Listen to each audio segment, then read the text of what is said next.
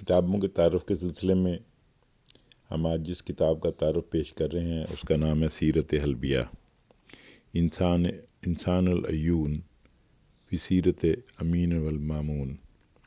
یہ علامہ علی بن برہان الدین حلبی کی مشہور زمانہ عربی کتاب سیرت ہے جو سیرت نگاری میں بنیادی ماخذ اور جامعیت کے لحاظ سے منفرد مقام رکھتی ہے۔ یہ کتاب عیون الاثر اور سیرت شامی کی تلخیص ہے، جس میں 300 سے زائد کتب کی مدد سے اس کتاب کو مدون کیا گیا ہے اور سیرت رسول کو اس میں تفصیلاً بیان کیا گیا ہے۔ اردو میں یہ 6 جلدوں میں دستیاب ہے۔ اردو ترجمہ مولانا محمد اسلم قاسمی صاحب نے کیا ہے۔ اس کتاب کو دارالارشاد کراچی نے 6 جلدوں میں شائع کیا ہے۔ سیرت حلبیہ پر کی جامعیت اور مواد۔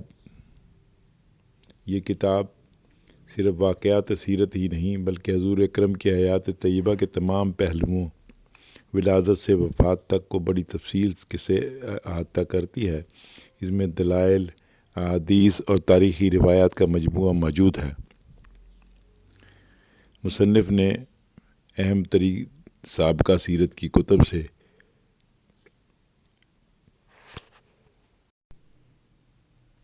جیسے عیون الاثر، سیرت شامی کو بنیاد بنا کر، جس سے اس کی علمی حیثیت مستحکم ہوتی ہے، اس کو تصنیف کیا ہے۔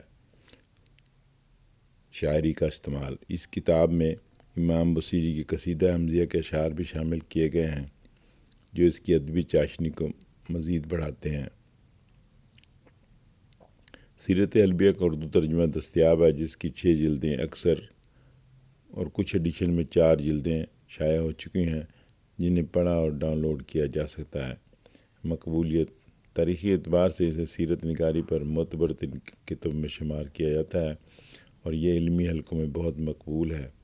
خلاصہ یہ ہے کہ سیرت حلبیہ رسول کریم کی سیرت پر ایک انتہائی معتبر اور علمی اور جامع کتاب ہے جو محققین اور عام قارئین دونوں کے لیے سیرت کے موضوع پر ایک بہترین ماخذ سمجھی جاتی ہے۔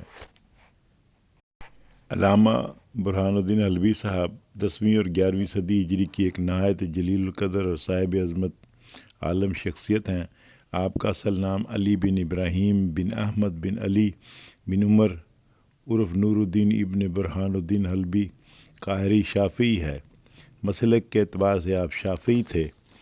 نہایت بلند مرتبہ عالم اور مقبول اور مشہور مشائخ میں سے ہیں۔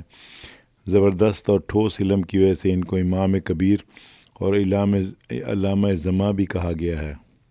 ان کے وسیع علم اور مطالعے کی وجہ سے ہی ان کے متعلق کہا جاتا ہے کہ یہ علم کے پہاڑوں میں سے ایک پہاڑ ہیں اور علم کا ایک سمندر ہیں جس کا کوئی کنارہ نہیں۔ نہایت شفیق، خوش اخلاق، بامروت بزرگ تھے۔ اپنے زمانے میں اتنے صاحب مرتبہ تھے کہ ان کے پائے کا کوئی دوسرا عالم نہ تھا۔ تمام زندگی علم کی تلاش و جستجو اور اس کو لوگوں تک پہنچانے میں صرف ہوئی۔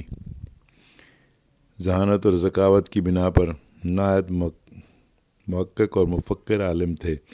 فتویٰ دینے اور مسائل اختراع و استنباط کرنے میں اپنی نظیر نہیں رکھتے تھے۔